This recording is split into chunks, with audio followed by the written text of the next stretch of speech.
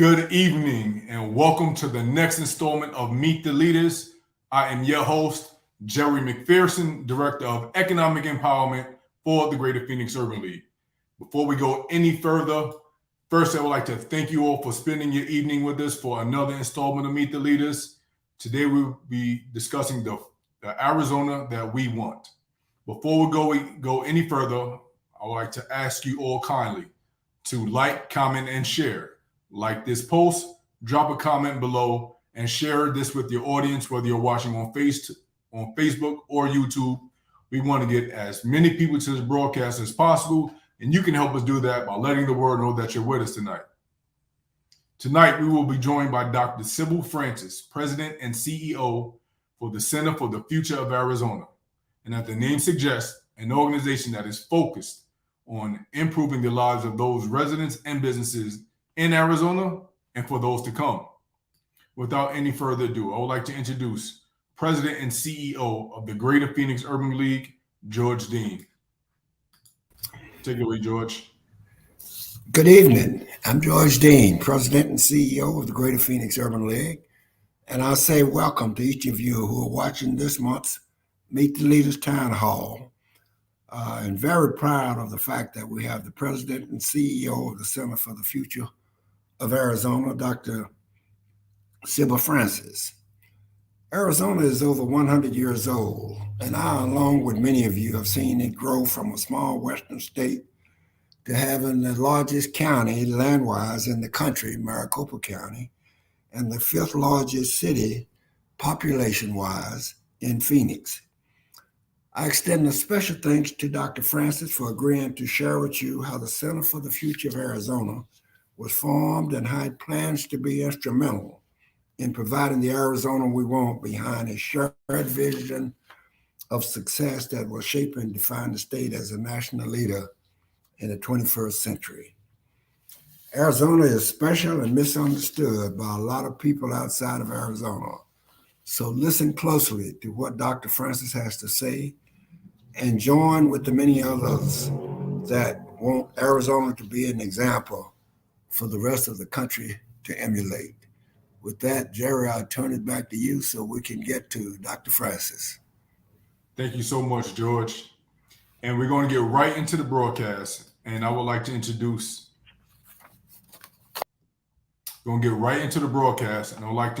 Dr. Sybil Francis, who is the President and CEO for the Center for the Future of Arizona. She is also the co-founder, along with Dr. Laddie Kaur, the former president of Arizona State University. Greater Phoenix Urban League President and CEO George Dean is a long-standing member of the CFA board and invited Dr. Francis to talk about CFA's work and impact today. Without any further ado, we'd like to introduce Dr. Francis. Welcome to the broadcast, Dr. Francis.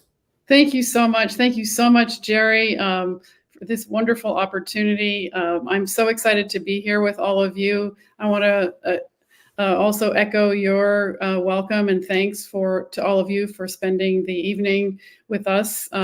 Jerry, thank you also for your technical support. You know, we live in the pandemic era and all this technology that enables so much, but sometimes you never know how it's going to work. So I just appreciate all your support. I'm also very proud of the fact, Jerry, that you are an alum of one of CFA's newest but really impactful and important programs, our Workforce Leadership Academy, which we have rolled out for the first time this year along with the Aspen Institute.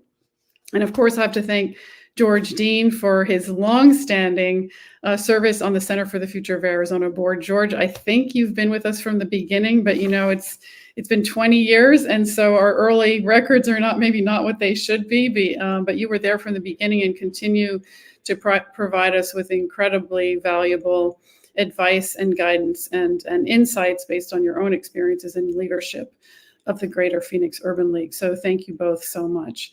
With that, Jerry, if you don't mind bringing up my slides, we can get started. But George mentioned that Arizona is often misunderstood. We live in a very political era right now. Politics is always important and sometimes stressful, but we hear a lot of a national narrative as well as in Arizona of division and polarization.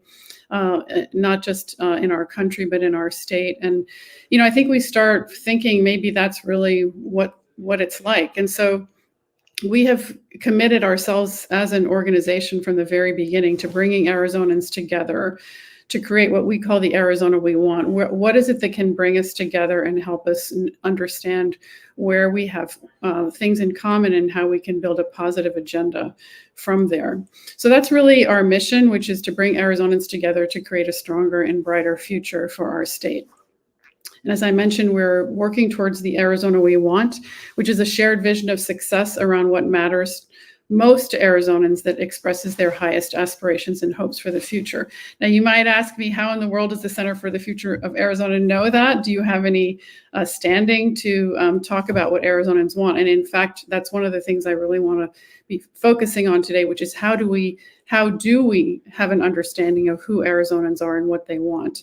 So one of the things that we do first and foremost is we listen to Arizonans, and we have various ways of doing that that I'll share with you. So we listen to Arizonans, we ask them what's important to them, what they think is important to the future of our state. We share that information, we share trusted data. We're a very data-based organization. We don't just make stuff up. We try to listen to what Arizonans want. And we also share information about how are we doing on the things that Arizonans say are important to them. Based on the knowledge that we have, we also help identify important issues that we should be working on together. And then finally, we work with leaders and communities across the state to really advance on this idea of the Arizona we want. And we have many, many partners across the state that I'll talk about a little bit in a minute. I mentioned that we share information about how we're doing. And if you go to our website, you can see in all these major areas of interest to Arizonans: education, jobs, health and well-being, natural resources, and other things. You can go to our website and not only find out what it is that matters to Arizonans, but find data on how we're doing on that. Now, I just want to say, you know, I'm going to be sharing a fair amount of data with you today, and I'm a little bit of a data geek, and I'm hoping to bring it to life for you because I think it is important to ground us in data, but we are very impact-oriented, people-oriented, community-oriented, and partnership-oriented. In fact, my partner, Laddie Kaur, the former president of ASU, coined the term do tank to talk about or to describe us. So we are not a think tank exclusively. We do research, but we also deliver programs. And so we work in three major areas. We work in education, workforce, and civic engagement. And I know many of you are involved in the programs of the Greater Phoenix Urban League. And, you know, in any of these areas, I would be happy to pursue any discussions that might be of interest to any of you, just to learn more about each other's work. So I'm going to just briefly touch on these, and then I'll be turning to our data and our findings. But I did want to make sure to mention our on-the-ground programs, if you will. We are very committed to excellence and equity for all Arizonans, and this very much informs our work. We believe that our education systems should serve all Arizonans and should aim towards equitable outcomes for all students. We're also very, what I would call, systems change oriented. So while we do believe that it's important to have programs that that can help individuals, help individual organizations, we think very much in terms of how can we have an impact statewide? How can we rethink, for example, how we do education? For example, I know many of you are involved in Head Start. I would think of Head Start as a systems level change when it was initially put out, because it reflected an understanding that early childhood education has such an impact on students. So that was really a systems level change, which spread across the entire country. We sort of think in the same way we do think the same way in our own programs, which is what are the leverage points that we have in the various areas that we work. So we work very much in education. Our workforce programs grew out of our education initiatives, because the natural progression, of course, after education is to go to work. And so how do you create a foundation for work from your educational background? Finally, civic engagement. certainly I don't think I need to persuade any of you. I hope that in this day and age that, being involved not only in your community, but in determining the outcome of your community, voting, our voting systems, elections, et cetera, is incredibly important. And so we are very much involved in how do we cultivate a spirit of civic engagement and a knowledge of how to be civically engaged in our students in particular. This is just a really brief overview of our programs and our impact. So as you can see, we have impacted a great number of students across the state, teachers through our programs, education leaders, communities, and we work with business leaders and industry partners across the state as well. I would say one of our strengths is really how do you bring these various entities together? How do you bring educational entities together with workforce? How do you bring K-12 together with higher ed? As some of you might have experienced in your own work, a lot of enterprises are very siloed. So, the K-12 system doesn't always know what is involved in preparing a student for post-secondary education. It's not to point any fingers at them, but they're so busy educating students. But how do they know what the university system is looking for, what the community college system is working for, what's necessary to prepare students for jobs? So one of our strengths, I think, is bringing various entities together. George really wanted me to mention our Beat the Odds School Leadership Academy, which is one of our earliest programs, very much research-based, but also delivering programs. So in the early to mid 2000s, we set out to study schools that were what we called beating the odds. So sadly, educational outcomes often can be somewhat predicted by socioeconomic status and zip, which is also often associated with zip code. So, if there's a low socioeconomic status community, oftentimes the educational outcomes are also not great through no fault of the community, but that's the way it unfortunately often is. We identified some schools that were beating the odds, meaning that they were in communities that were outperforming what we might predict. And so what we did with that is we studied what those schools were doing to understand better what went into their success. And one of the things that was very clear, which may be very obvious, but still we often say it's common knowledge, but not common practice, is that the features of the leader are very important. So we took that insight and have now worked with hundreds of school leaders across the state to really deploy our insights from that research. I'm not going to go through all of these programs, but as I said, they involve either educational, systemic change kinds of work with schools across the state, with businesses and industry, and with civic engagement in schools. One of the things that I will point out in this list, however, is we have a program called Arizona Personalized Learning Network.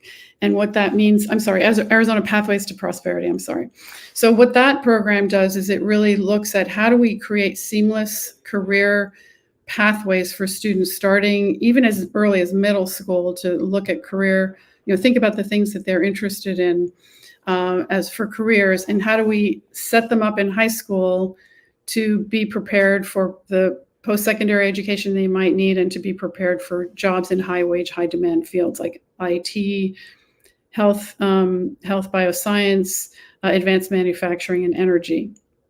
Now, what we do, however, is we ask the employers, we say, what does a well-prepared employee look like to you? And then we kind of work our way back into the high school setting and say, what do we need to do for these students to help them prepare? So it's a very much connected system. So that's really the programs we do and kind of an overview of who we are. And I want to turn now to what I was talking about earlier, was how do we know what Arizonans want and how are we doing in those areas?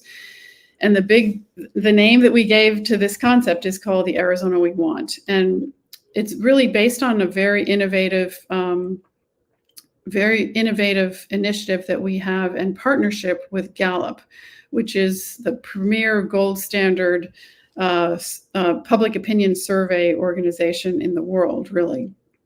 And 10 years ago, we decided to team up with Gallup and say, let's ask Arizonans, what are the things they think are the most important to them for the future of our state? And this was probably the largest survey ever conducted of Arizonans. And then we did it again 10 years later, because it's such a big survey, we can't do it every year.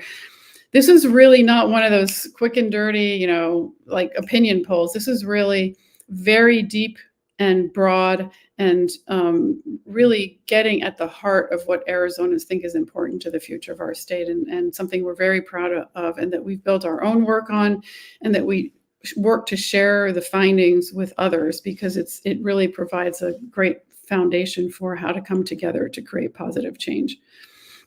The big aha was that we agree on the most important issues critical to Arizona's future. We agree on more than we disagree. Now, sometimes it's very hard for people to embrace that or believe it, because we hear, as I said in my opening remarks, we hear so much about division and polarization that we think that everyone out there is different than we are, doesn't care about the same things. But it turns out that the data show us very clearly. And when I say we know this, it's because when we did our surveys 10 years ago, and then again at the end of summer of 2020, we made sure that we asked every age group, race and ethnicity, religion, sexual orientation, socioeconomic status, education level, you name it. We were sure to talk to people across rural and urban. We talked to people across the state. And as I said, Gallup is a very trustworthy and, that we have very strong confidence in those results.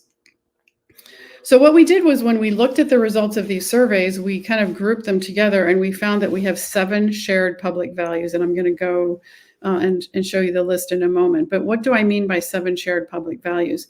It's where 70% or more of Arizonans agree on what is most important to the future of our state. And it could not be called a shared public value unless there was strong support across the entire state, across all our geography, income levels, education levels, political affiliation, which I think I forgot to mention earlier, and race or ethnicity, among other things. So we were very strict. This is more than just a majority. This really, you could consider a super majority. So let me share with you our overarching findings. So on the left, you can see the 7 areas, and on the right, kind of a description of them. So I'm not going to go through every single one in this presentation, but I'm going to share a little bit more in depth about some of these. So education really comes out on top, and Arizonans understand the value of education to our state, to their own futures, as well as to the future of our state. And you might ask yourself, well, our politics don't always reflect this. There's often huge, political debates and frustration sometimes in terms of, more funding for education and support for education. But the Arizonans themselves really deeply understand this. 10 years ago, and then again recently, Arizonans are very concerned about affordable health care that covers pre-existing conditions and provides accessible mental health services. I would say this time around, the 2020 survey was especially strong in the finding on mental health services. Of course, people want good paying jobs and the education and training needed to fully participate in a vibrant economy. And I'm going to go through some of that data, so I'm not going to talk about it too much right now. People in Arizona love our natural beauty. They want to protect it, and they understand the connection between protecting, having clean air, land, and protecting our water resources with quality of life. So, many Arizonans don't necessarily like to think of the word climate change. Some people think of that as too much of a political concept, but if you break down the issues into air, land, and water, there's huge support for all of this. Civic engagement, I'll talk more about that later. This was in our first survey. We did not asked so much about racism and injustice and the criminal justice system, but especially because the second survey was at the end of 2020, and the murder of George Floyd and the racial reckoning. I'm really pleased that we were able to ask Arizonans what they think about how Arizona is doing in all of these areas, and I will be sharing some results of that with you. And then finally, on immigration reform, I'm not going to talk in detail about that, but we had super majorities who believe that we need immigration reform and who want to see a functioning border in our state. So these are just a few of the numbers. We have so much data that I don't want to overwhelm you, so I'm just picking a few from each of these areas just so that you can get a flavor for this. As I said, you can go to our website and see these data, and also we can slice and dice it in so many different ways. So if you were ever interested in, what do 50-year-old Black women who live in Yuma think about X, Y, and Z? As long as we have enough responses, we can probably help you understand the perspective of someone, different types of people. So, or what does a 30-year-old man, white man living in Chandler think about? With only a high school education, think about something else. So we have so much data, and I'm not going to overwhelm you with all of that, but just know that it's there. The numbers I'm showing you here are the overall numbers, and so these are all super majority. So 92% of Arizonans want to ensure that all Arizona public schools have highly qualified teachers and principals. Teachers and principals in schools that are qualified was one of the top results that we got in this poll. 86% want mental health services more available and affordable. 74% of Arizonans support a transition to clean energy. 77% have said that Arizona prisons should focus more on rehabilitation. And I don't have the data on this slide, but we have another data point that says something like that. Something like 77% of Arizonans also think that prisons should not be owned privately. And I also already mentioned immigration reform at 86% support. So you also might be asking yourself, so we know what Arizonans want, but where are we relative to that in the state? What are the gaps between what we want and what we have? So some of these numbers are very sobering. So for example, only 26% of Arizonans agree that the state's K-12 public education system is high quality. Now, people push back on me on that. They don't necessarily like to hear that, but I'm going to show you some data later that might explain why people feel that way. 60% of Arizonans are satisfied with the quality of healthcare they receive. Now, some people think, 60%, that's good. That's over 50%. But if you think about it, that means 2 million Arizonans don't necessarily answer yes to that question, that they feel they have quality healthcare. Some interesting data on people earning $60,000 a year or less. $60,000 is the median income in Arizona, and I'll share data later on that those individuals don't necessarily feel satisfied that they have the opportunities to advance their education or training in our state. Childcare, very important issue. Huge concerns around the cost of childcare, preventing people from going back to work or school. And only 28% of Arizonans agree that race relations in the state are good. So right now, what I'm going to do is just break down just a few of these areas into a little bit more of the detailed data. I can't see any of your faces. I hope I'm not, boring you with too much data here, but bear with me. I find it fascinating, and I think it gives us great insights into who we are as Arizonans and what we want and why people might think the things that they do.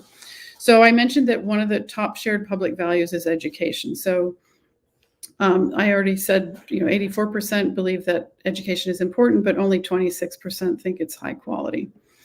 So I don't know, Jerry, can you see these numbers okay on the screen? I'm not going to go through all of them, but this is an example of the kind of, you can see it. Okay, great.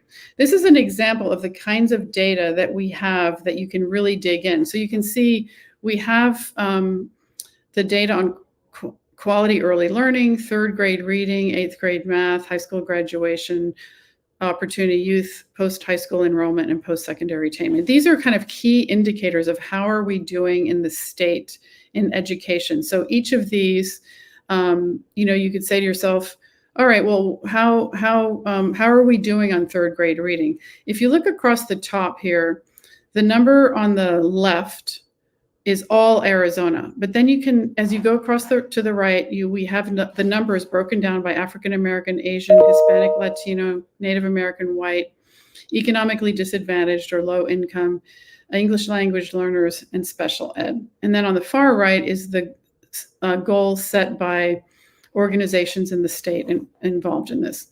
So if you look at third grade reading, for example, you see that in all of Arizona, 35% of students only are reading at grade level. So just let that sink in. 35% of students in Arizona in third grade are reading at the level expected of students to learn in third grade. I'm not saying these things to be critical. I'm just saying these things to share information, because this is the kind of information that schools can use. In fact, they can break down the information by school, because we have that ability. And they can say, what's our number in our school and what should we be doing about it? And you can do that for all these other areas. If you go across, you can see 22% for African Americans, 64% for Asian, 23% for Hispanic, Latino, et cetera. So you can see that's just one slice of data that we have. And so when people have the outlook that our educational system is not necessarily high quality, they probably have in mind some of these numbers. So I won't dwell on that, but we do have more information that if you were ever interested in breaking it down by school district or school, we could share that. So one of the things that we did is, just to recap, we said, what do Arizonans want? Education is a shared public value. What's the gap between what we have and what we want? And I showed you some numbers there that show where we have work to do. And then we asked Arizonans, we said, what could we do? What would you want to do to support, closing that gap between what we want and what we have in Arizona? So this is a list of actions.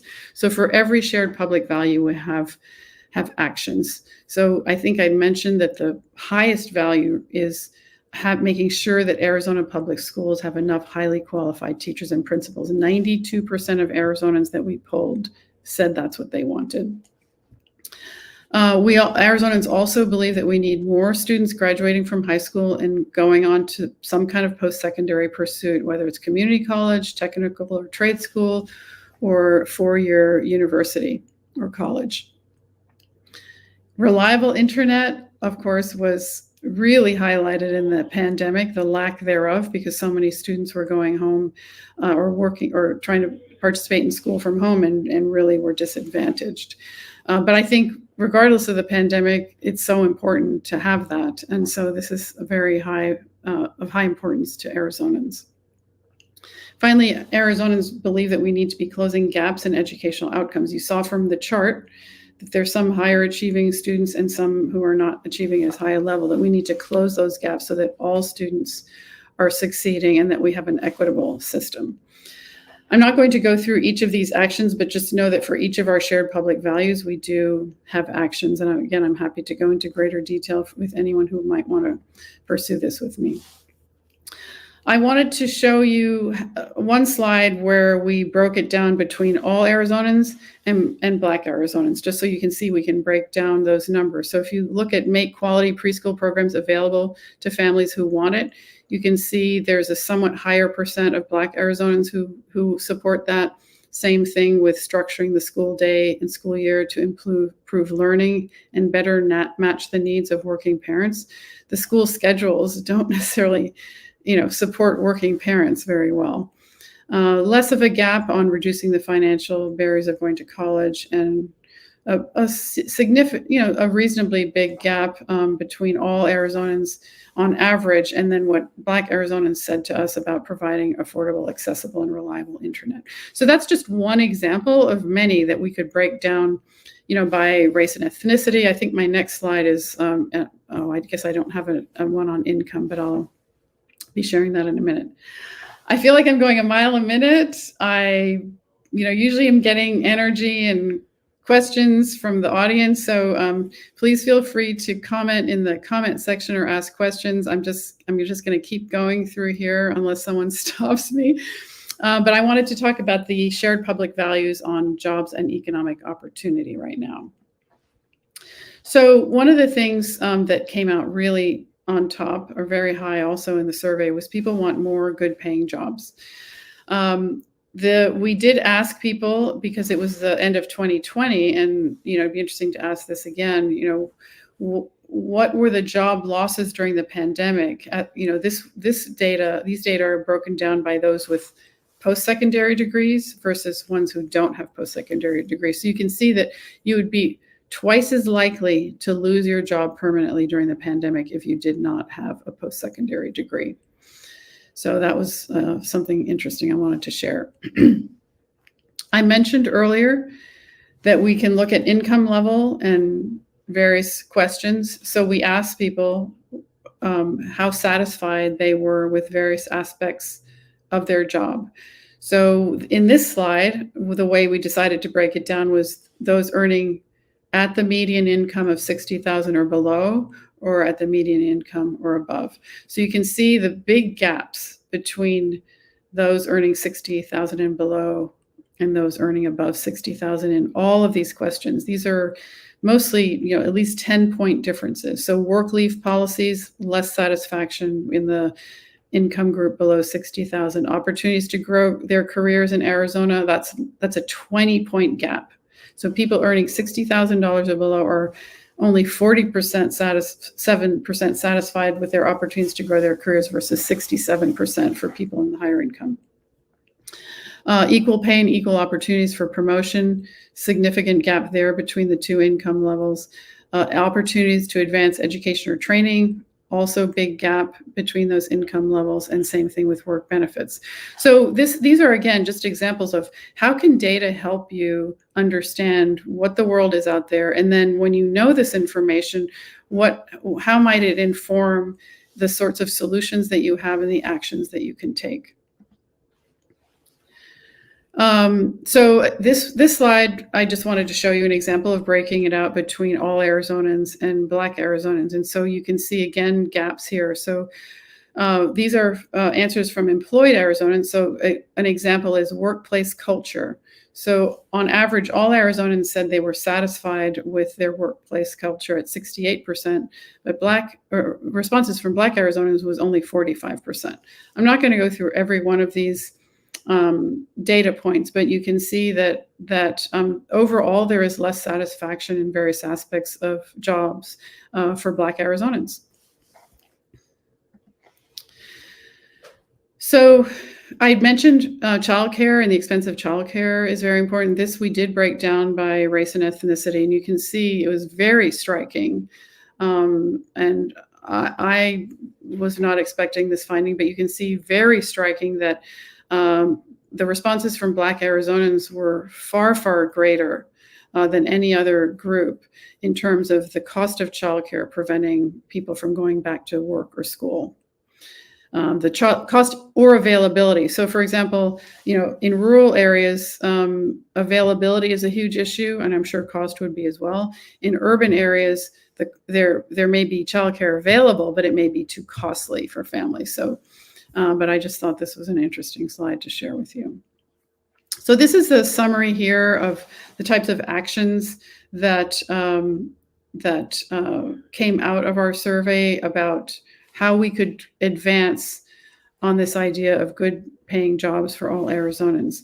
So, creating more opportunities to build careers in Arizona, especially for young people. Jerry, I know you are the head or the former head of your young professionals group.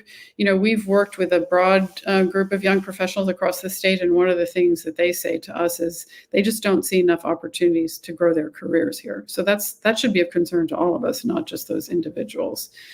Improving economic stability for lower wage workers through improved benefits, education and training, and opportunities to advance. Recall that slide I just showed, which was a huge gap between the 60,000 below and the 60,000 and above in terms of how satisfied they were with a number of these things.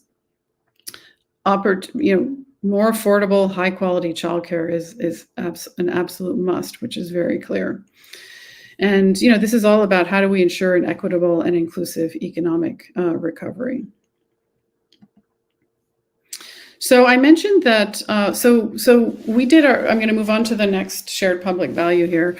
The survey, the second survey we did with Gallup was at the end of the summer of 2020, which many of you, I'm sure, remember as the first summer of the pandemic, the hottest summer on record, the killing of George Floyd, and the racial reckoning. And so we thought it was very important to really probe the views of Arizonans on fair, just, and equitable systems. So I mentioned already that only 28% of Arizonans believe that race relations in Arizona are good, and that it was also ending systemic racism was also ranked very highly among a group of topics that we asked about in the survey, which was very interesting to me to learn. We asked about treatment of law enforcement. We asked, does law enforcement treat everyone equally in Arizona? And, I'm not seeing, just a moment. So you can see that the disagree, so the disagree color is that sort of orange color at the bottom. So 45% of Arizonans disagree that law enforcement treats people equally. So that means to me, if you look at that number, and the same thing with the criminal justice system, that means that it's not only the people who may be experiencing that unfairness who recognize that issue. When you have 45% of Arizonans saying that they disagree that people are treated equally.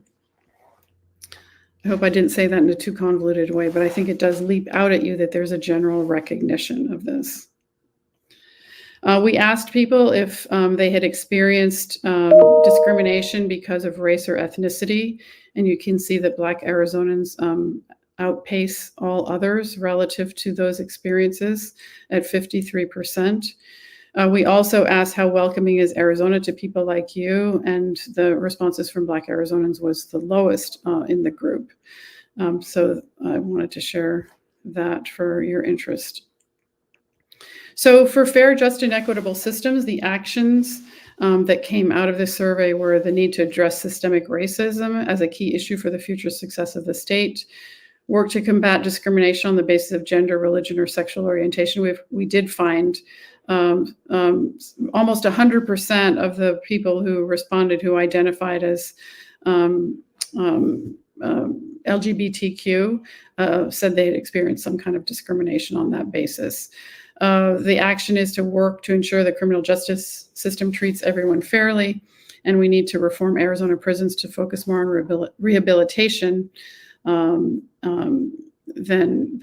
punishment. So that's the findings of our Gallup survey. So what this really does is set the stage. It informs us, of course, but it's really about how do we inform others of these findings, make the data available if it's can be of use to you, and how do we build on our understanding of these shared public values, the things that we have in common, to build a positive agenda for change. So this is a summary of what I just shared with you, essentially. So the 7 shared public values are in the blue column on the left, and then we have 42 actions. I didn't go through all of them, but that really grew out of this survey. So I want to briefly now turn to something that grew out of the survey that is very live right now, and that has been, I think, a really valuable tool as well in this election year. So we went from Gallup to, which really created this major agenda for the next 5 or 10 years. And we said, how do we kind of drill down in a little bit more current, present time in an election year and say, well, what are Arizona voters? What's on the minds of Arizona voters?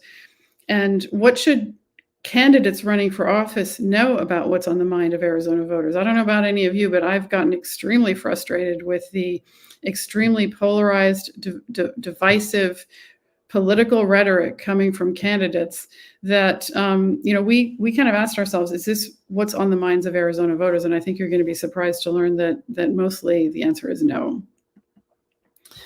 So, what came out of our survey of Arizona voters is really helpful in terms of countering this narrative of division. I think it's very consistent with our Gallup findings, but much more pointed. And so this is an effort on our part to continue to raise awareness about where Arizonans agree and what they care about for our state, and really to build a positive agenda. It builds on our Gallup survey, addresses the gap between what Arizonans say matter to them and the actions and political rhetoric of elected leaders and candidates for office. So we really were trying to ask Arizonans voters in this survey, what would you like to hear the candidates for offering? What would you like to hear them discussing? And really, how do we put the voices of Arizona voters in the forefront in this election year? And, we're trying to work with the media and have the media help drive this as well, because the media is so powerful in terms of shaping the narrative, because they're the ones who are asking the candidates the questions. So, I just want to say we are not naive. We don't think this is going to change the world overnight, but we are beating this drum. And it's our first experience with doing this with Arizona voters specifically. And I think we've had quite a bit of success, so we're likely to do it again. So again, it's asking what Arizona's likely voters consider the most important issues and what do they want candidates to address. We did this a little bit differently than Gallup. Instead of this 70% level of shared public values, what we said was, as long as there's 50% strongly agree and support among all likely voters and support among the subgroups in terms of their political affiliation or age, we determined that was enough to be able to say, this is what Arizonans want to hear candidates discuss. So that was really our objective in this. So the cutoff here was 50% or more agreement on any particular statement. So one of the things that was interesting was that nearly 2/3 of all likely voters said they will choose candidates on their plans and where they stand on key issues, and that they put ideology much lower. So that was kind of interesting, because it feels like we're so polarized and divided and political, but people really care about where candidates stands on the issues in their plans. And as I mentioned, this very much reinforces what we found in Gallup and what we found in terms of the voters prioritize education, immigration, economy, and the environment. And so many of these issues we certainly have not heard much from candidates on. So these were the issues that I just mentioned that came out of this Arizona voters agenda. And I'm just going to touch on a few of them rather than go into a great detail. Again, teachers, quality teachers and principals, because we did ask some of the same questions in Gallup, not exclusively, but again, teachers came out very high on this list. People want to pay teachers more. They want to see more spending on education. In fact, they favored spending the state surplus, which is in the billions of dollars, over cutting taxes.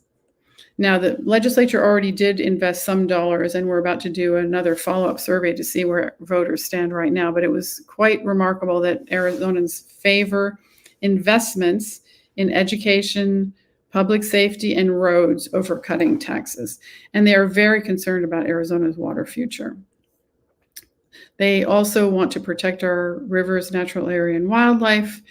And, one of the things that we've started getting interested in at CFA is because you might be thinking to yourself, well, if Arizonans believe all these things, why is it that our legislature is not delivering on those things? And it turns out that the way our election system is structured, and particularly the primary system, is one of the factors.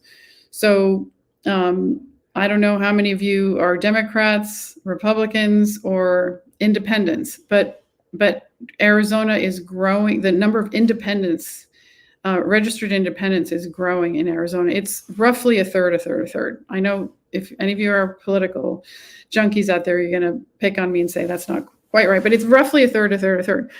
Well, if you're an independent, it's really not easy to vote in the primary. And it also is not easy to run as an independent. You have to have 7 times the number of signatures to qualify for the ballot. The reason is the political parties only want people who are completely devoted to the political parties voting in their primaries. But that creates some issues, and that does create these gaps between what Arizonans overall say they want and what the outcome of our election system is. So what we did from this survey is we developed a set of big questions to ask the candidates.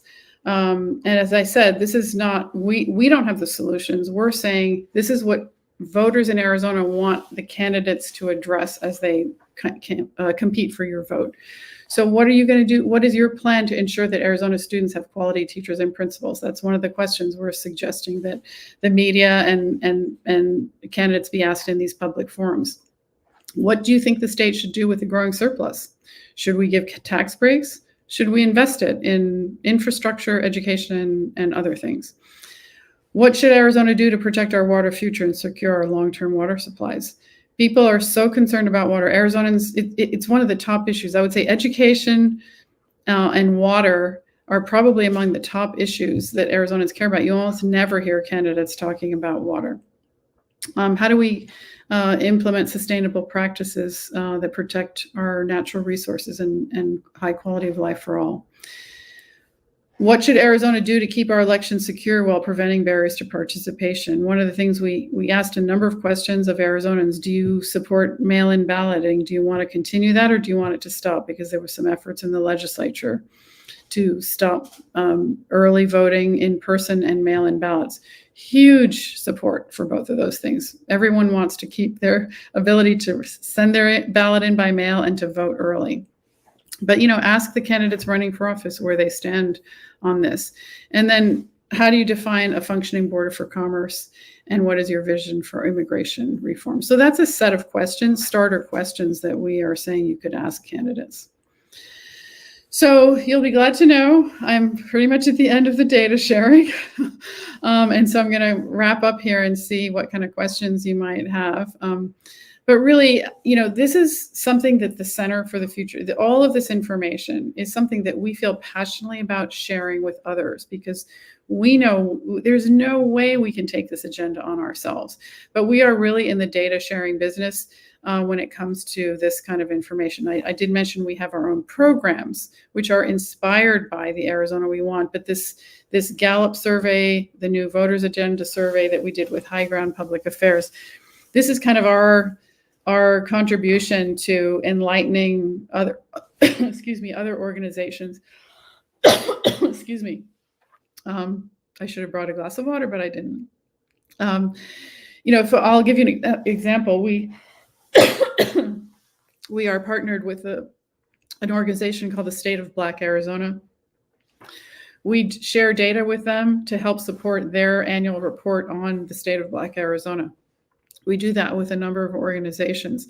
How do we get data into the hands of people to help them understand how we're doing and where we might find solutions to some of the challenges that we're facing as a state? So we really are in the business of awareness building, particularly on the idea that Arizonans agree on more than we disagree on important issues. I know sometimes people might think we're naive to be pressing on that, but I can guarantee you, I don't know how some of you feel when I've shared that with you, but many people get very emotional because I think they've become so discouraged hearing about all of this division and polarization that it's a relief to them to realize they're not alone. And in fact, there's a lot more agreement. And we just have to find a way to come together around these things.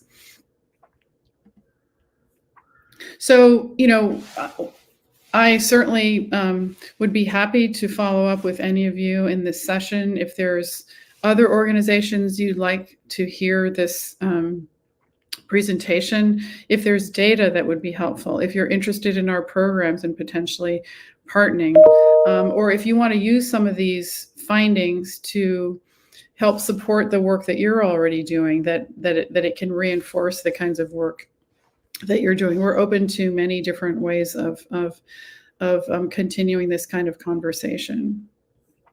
So this is where you can go to our website. I think someone already put it up there, but arizonafuture.org. we have our Gallup survey results, and we have our Arizona Voters Agenda results that you can explore there. And of course, you can also explore our programs if you're interested. So with that, Jerry, I don't know how to take this presentation down, but I'm happy to take it down. And I appreciate you're all, hopefully some of you are still with us and found that helpful and insightful. And I'm happy to answer questions or to follow up on anything that you might like. So I'll turn it back to you, Jerry. Thank you. Dr. Francis, thank you so much for the very informative and in-depth presentation. It was quite a bit of content, yes, but it was the content that we didn't know that we needed to hear. And I think you did a great job of articulating that data. As you was kind of giving the outline, particularly around, I guess, political parties, I just had to think, we just had our primaries this past Tuesday, and anyone who is running for office or ran for office or is playing in that field can definitely get a head start just by consuming this data and getting better understanding what the lay of the land looks like. And if they, may even be able to reach out to the organization to get more specific data on their particular regions or counties or towns that they represent. So yes, and we are doing a follow-up survey after the primary just to test a few things about where the electorate is following the primary and some of the actions in the legislature. And Sybil, on the voter agenda, that was questions, the surveys and so forth done with both rural and urban areas. So yes, it was. I think that's important for people to realize that this is not just Phoenix and Tucson, but we got the smaller cities as well. And believe you me, when I speak to communities, rural communities, they always hold my feet to the fire and they say, "Are you sure you spoke to the folks in rural Arizona?" Because they very much don't want to be overlooked. We made sure in our Gallup work in particular, but also in the voters agenda, that we really did hear from all voices. Because people want to make sure who listen to us that we really did hear a representative set of voices, and we absolutely did. Indeed. I think, speaking as a program director in a nonprofit organization, we sometimes can find ourselves creating programming or trying to facilitate a need on what we think the community needs. And, it's comforting knowing that there's an organization out there who is actually doing the work to gather that data that we might be able to digest and make it more applicable to the communities we serve, to make sure that we are meeting the needs that the community is quite frankly asking for. And I'm just, again, comforting to know that, there's an organization out there who has that data and ready to share it. And I would encourage my colleagues across other platforms, other organizations, regardless of what your mission statement may be. If there's an organization out there doing the work already, feel free to reach out and leverage it. And I know I'll go ahead and do the same to make sure that the Urban League is bettering the products and services that we're giving to the community. So thank you. That's our fondest hope, Jerry, and I appreciate your saying that, because we want to be supportive. We certainly have our own agenda as an organization and with our programs, but we want to be as supportive as we can and to other organizations. Certainly. Very good. So we don't have a lot of activity in the chat. It's comments, responding to information that you had shared during the broadcast, and/or just kind of words of congratulation. So we don't have any questions, but know that we will follow up with our audience and share with them the links that you provided to the both the decade ahead, and there was another report that you mentioned that we'll be sure to include in our follow-up communication. Wonderful. That's great. Well, thank you so much. I really appreciate the time and the attention, and I think in many ways this could be the start of digging deeper for anyone who might be interested in doing that. Definitely, and we'll be sure to lead that effort to make sure that our community and colleagues know that you are a resource. And trust me, I'll be sure to tap in, as I have, being a part of the Workforce Leadership Academy that you mentioned earlier. So thank you for all of the work that you do and sharing part of your evening with us as well. Thank you so much. And thank you, George, for all your wonderful service on our board and your insights and guidance all these years. I very much appreciate it. Well, thank you. You're doing a great job, Sybil. So keep doing what you do. Okay, we're going to make Arizona the place we all want it to be. Absolutely. All righty. Thank you. Have a great evening, everyone. Thank you, Dr. Francis. With that being said, I would like to reintroduce President and CEO of the Greater Phoenix Urban League, George Dean, to close us out. Take it away, George. Well, if you listen to what she had to say, there's some very important information that was given. So